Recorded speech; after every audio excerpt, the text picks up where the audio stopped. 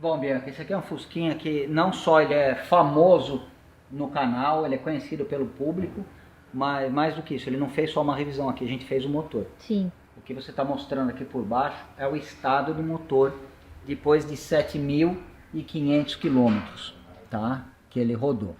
A gente não vai falar por enquanto qual é o Fusquinha, mas provavelmente quem vê a miniatura já vai sacar, já vai conhecer. Bom, ele veio para uma troca de óleo e o dono comentou que tem um vazamento de óleo, tá? Que não pinga nem nada, mas eu tô vendo, ó, na verdade, aqui não tem problema nenhum a gente mostrar isso. Uma gotinha de óleo formando aqui, outra formando aqui. A gente tem, na verdade, um óleo aparecendo aí da parte de cima do motor, tá? É 1.9, eu vou descer ele, vocês vão ver, acho que na hora que vocês observarem o conjunto aí, vocês vão matar logo qual motor que é. Ficou mais fácil agora de matar, né, Bianca? Ficou. Se ele fosse mais bege, se ele fosse um bege alabastro, seria do glorioso Tarcísio, Pepe. Mas esse daqui é do Yuri, é 1.9, que na verdade ele é o Papa Pepe, ele se inspirou na receita do Tarcísio para fazer. Diferença desse pro do Tarcísio, o Tarcísio é 1.8, esse aqui é 1.9, tá?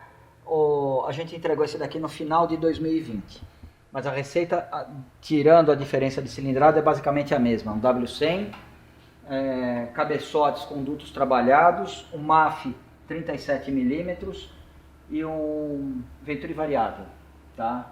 O problema, ele, além da troca de óleo, não chega a ser um problema, mas vamos dizer, um detalhe que acabou acontecendo é o vazamento de óleo que eu apresentei lá atrás. Aqui em cima talvez a gente consiga mostrar numa dimensão melhor. Bom, a quantidade de óleo que a gente observa aqui realmente ela é grande, tá? E aqui, normalmente quando a gente tem o óleo chegando nessa região em particular, a gente tem algumas possibilidades de vazamento. Uma delas é o distribuidor, essa daqui, apesar de remota, a gente percebe um pouco de sujeira aqui. A outra, além da cebolinha, que a gente tem toda essa adaptação, eu vou ver se eu consigo depois dar um reaperto, tá? Mas olha o que vai acontecer agora. Se eu passar o dedo aqui embaixo, eu percebo um pouco de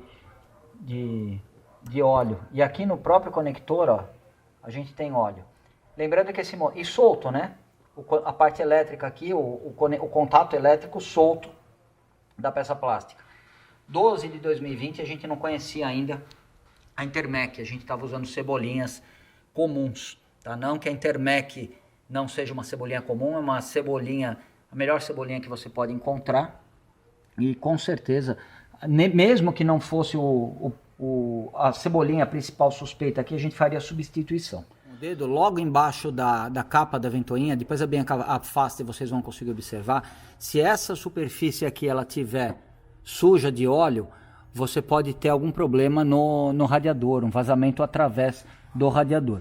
Eu acredito que não seja isso, apesar de que a gente tem óleo aqui para todo lado pela própria circulação de ar aqui. Então eu vou dar uma secada geral aqui no motor, vou dar uma limpada, vou trocar a cebolinha, a gente vai fazer a regulagem de válvulas, a troca de óleo, eu vou andar um pouco com ele para ver se a gente identifica algum vazamento além da cebolinha.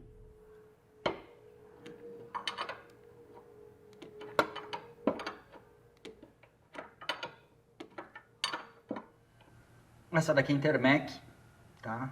A pecinha tá fixa aqui, rígida, uma peça só. E aqui ela está completamente solta, ó. Então, esse detalhe, além do fato da gente saber que o diferencial da Intermec é ter duas membranas, uma para isolar a parte hidráulica e outra para isolar a parte elétrica, ou seja, se uma em algum momento apresentar um problema, provavelmente a outra vai segurar vamos dizer, algum tipo de vazamento. Essa daqui ela é o funcionamento normal, ela só vai ter uma membrana e esse conector solto aqui é praticamente uma rotina, infelizmente. Agora, pelo menos na parte da cebolinha, se o vazamento for somente por ela, a gente vai conseguir acabar com o problema. De qualquer forma, eu vou precisar de algum tempo e alguns quilômetros para garantir o funcionamento, para garantir que o vazamento não esteja aparecendo por algum outro ponto. Uma outra origem, provavelmente, de vazamento, a gente observa essa mangueira aqui completamente suja de óleo, tá? Aqui também a gente percebe um monte de coisa relacionada a óleo. E aqui o reservatório, ele tá cheio até a marca superior. Esse reservatório é do carburador de Venturi variável, tá? E aqui, na verdade, essa marca ela está acima do ideal para encher. O ideal é deixar entre o mínimo e o máximo, porque quando o pistão ele é acionado, olha o que acontece com o óleo. O óleo sobe e provavelmente estava um pouquinho acima, até a tampinha está suja. Então eu vou tentar tirar um pouquinho do óleo, vou deixar ele mais ou menos aqui na metade, porque ele vai cumprir a missão dele, que é lubrificar e criar um certo atraso para a subida do pistão, e ao mesmo tempo ele não vai fazer toda essa sujeira aqui. Nesse nível entre o mínimo e o máximo, agora se a gente colocar a tampinha, mesmo quando o pistão for acionado, a gente não tem mais aquele risco de aparecer óleo por aqui. Então, na verdade, isso daqui, o dono do carro, o Yuri, ele tem as instruções de como cuidar bem desse carburador. Para quem tem alguma dúvida em relação a esse carburador, isso daqui é o estado da arte em matérias de carburador. Em matéria de carburador, quem anda num carro com Venturi variável não abre mão de qualquer outro carburador. Tá? O comportamento é maravilhoso. 2 anos, praticamente, 1 ano e 7 meses para 1 ano e 8 meses que a gente montou esse motor, sendo que ele tinha o mesmo carburador, a mesma peça quando o motor era 1300, e ele andou aí provavelmente 1 ano e meio, 2 anos, ou seja, ele está pelo menos aí há 3 anos e meio usando esse sistema, e a gente só precisou limpar o carburador uma vez. Tá? O detalhe é simplesmente fazer a manutenção por aqui.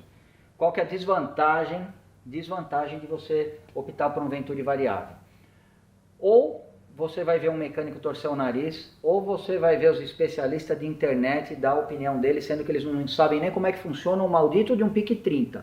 E o cara vai achar que ele entende alguma coisa de Venturi variável. Nem pique 30 o cara entende, mas quer dar aula de Venturi variável. Tá? A gente tem uma frota de motores aí com o Venturi variável. Yuri, Tarcísio, lá em casa só a gente tem 2, que é o Fusca vermelho e o Jeep. Só não colocou no Uno ainda, não sei porquê. É verdade, né? O Uno é uma boa opção. E vamos ver se a gente arruma um pro Uno, ia ficar muito louco com o Uno, né? Mas é maravilhoso a combinação aqui do carburador com esse conjunto, que está muito parecido com o do Tarcísio, te dá uma uniformidade no funcionamento, muito torque. Se a gente for fazer a comparação com um carburador convencional, você consegue fazer o motor funcionar mesmo com o comando W100 em rotações praticamente a partir de 1000 RPM. Você consegue colocar carga no motor que com uma outra opção de carburadores você não consegue, porque você não tem velocidade no duto de admissão. Com esse daqui você sempre tem a velocidade no duto de admissão. A Bianca vai deixar como uma anotação aí alguns vídeos ou uma lista de reprodução de tudo que a gente já gravou sobre Venturi variável, que é bem interessante de se assistir. Tá bom? Agora eu vou... O que eu vou fazer agora? Eu vou trocar o óleo e vou verificar... O motor já está frio, já está gelado, e eu vou fazer a regulagem de válvulas. Vou aproveitar e vou trocar também o filtro de combustível, tá? Que 8.000 quilômetros depois já está muito bom. O próprio fabricante fala que é para trocar a cada 10.000, a gente vai antecipar um pouquinho.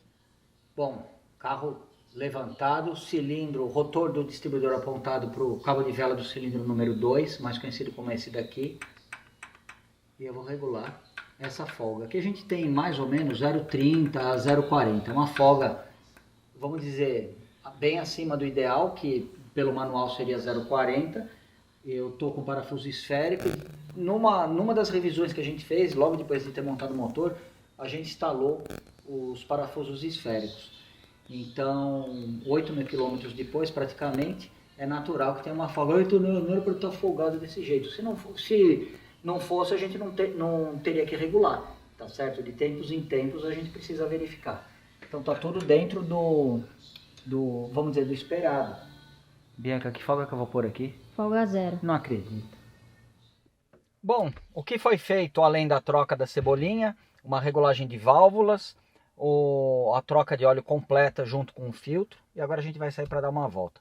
Quero que a Bianca mostre aqui esse painel. Essa aqui foi toda a inspiração que a gente teve para fazer o painel do Fuscati.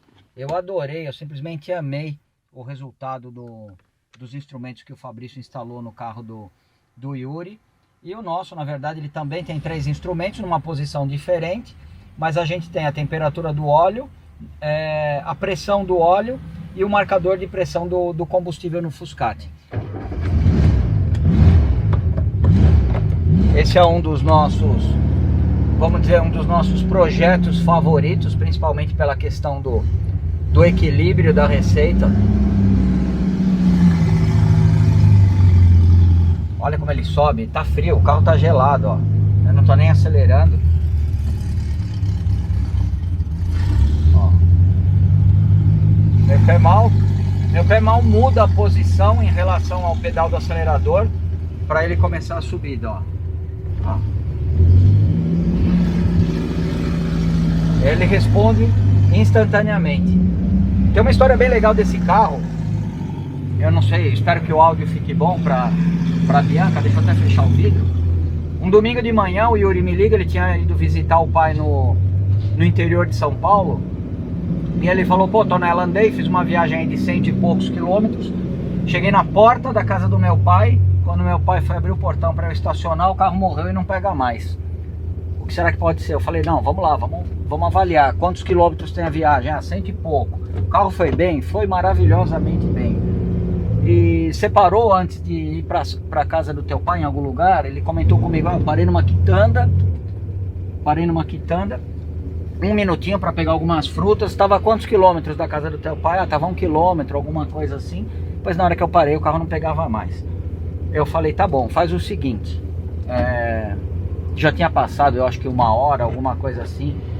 Aí eu falei, faz o seguinte, vamos ver se tem faísca, alguma coisa. Aí eu pedi para ele fazer um procedimento lá pra gente ver se tinha algum problema no hot spark, alguma coisa assim. Ele tentou dar a partida, o carro funcionou de imediato. Falou, agora tá funcionando. Eu falei, peraí. Eu falei, vai no tanque e tira a tampa do tanque. E presta atenção se faz um barulho. No batata, na hora que ele foi tirar a tampa do tanque, fez aquele barulho que tinha um vácuo formado dentro do tanque. O ar entrou. Então, quem era o culpado? A tampa esse Fusquinha aqui, ele tem a tampa fica do lado de fora. O bocal de abastecimento do tanque fica do lado de fora.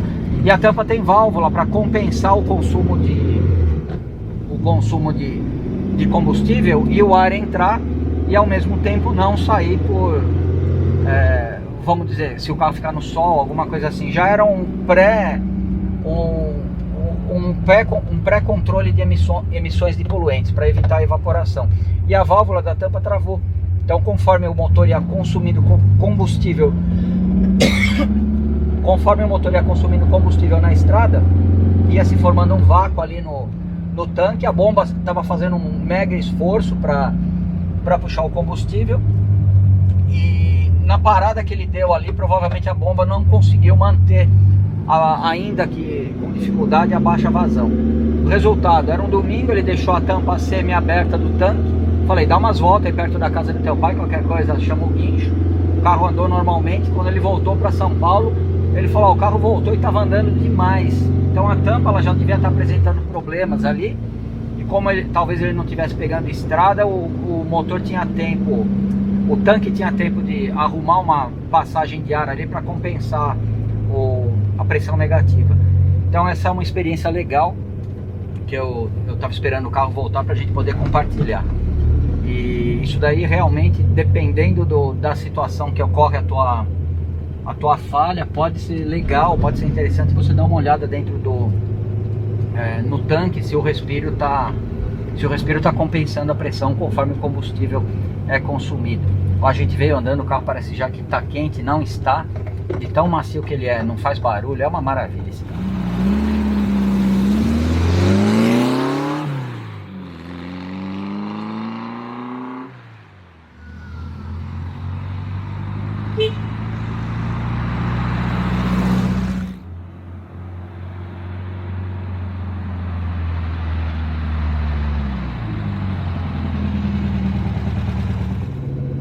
Olha, a principal característica do Venturi variável, para quem tem curiosidade ou para quem não consegue imaginar, além da polêmica que a gente adora, gerada pelo próprio pessoal que tem, como é que é, Bianca? Baixa capacidade cognitiva para entender o funcionamento de um carburador de Venturi variável. mas basicamente ele vai garantir o quê? Dentro do duto de admissão, uma velocidade constante do ar. Então isso é o que dá essa resposta, que a gente percebe essa maciez no funcionamento.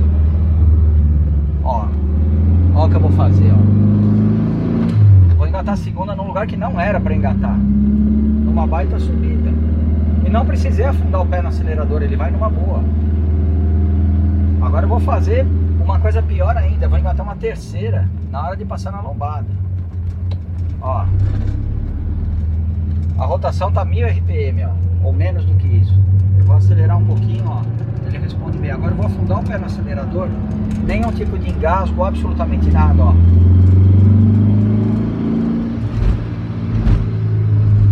Eu ia falar que parece uma injeção eletrônica, tá? Mas a gente já pode considerar que a gente tem um pouco de experiência com injeção agora, já teve todo o trabalho no Gurgel. Não, é muito melhor do que uma injeção eletrônica na questão da progressão, na questão da uniformidade de funcionamento e tudo mais. É maravilhoso, realmente. O Sr. Danilo Ferrari, ele criou uma obra de arte. Não é para todos, não é para qualquer um, simplesmente é para uma pessoa mais esclarecida, mais refinada, tá? Manutenção, é o que a gente já falou. O motor está com 7.521 km desde que foi entregue pro Yuri.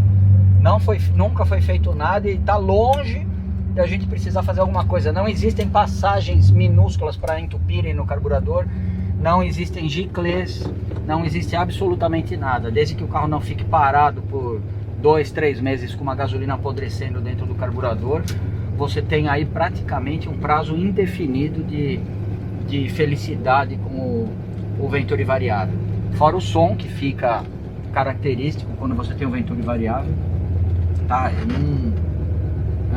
É uma experiência que vale a pena. Se você tiver a oportunidade de observar um motor com Venturi variável do Sr. Danilo Ferrari, vale a pena, pelo menos como experiência. Mas o que a gente percebe aqui na oficina é que todo mundo que experimenta, quantas pessoas já andaram no meu vermelhinho, por exemplo, o Jorge, que tem aquele azul que era 1.300, a gente fez um 1.600. O dia que ele foi dar uma volta no meu Fusca vermelho com Venturi variável, ele foi lá e comprou um, tá? Eu não conheço ninguém que andou e falou: nossa, eu não gostei disso. Todo mundo que anda, que experimenta o Venturi variável, se apaixona, tá bom? Para finalizar o vídeo, agradeço o Yuri pela confiança no nosso trabalho, que volte para quantas revisões ou quantas trocas de óleo ele quiser fazer, por vocês, por acompanhar o nosso trabalho. Lembrando que a Bianca está deixando aí praticamente uma lista de reprodução toda relacionada a Venturi variável, para vocês aprenderem um pouco mais, para vocês acompanharem e terem uma ideia. E também o contato do comendador Danilo Ferrari, a Bianca vai disponibilizar aí para vocês na descrição do vídeo, tá? Esse carro pra gente, como eu já comentei, ele tem boas lembranças especiais, serviu de inspiração para mim na questão do painel, e é um carro que a gente sempre gosta e sempre vai mostrar sempre que ele voltar aqui, tá joia? Muito obrigado por ver os nossos vídeos, obrigado, Bianca, pela gravação, e até o próximo.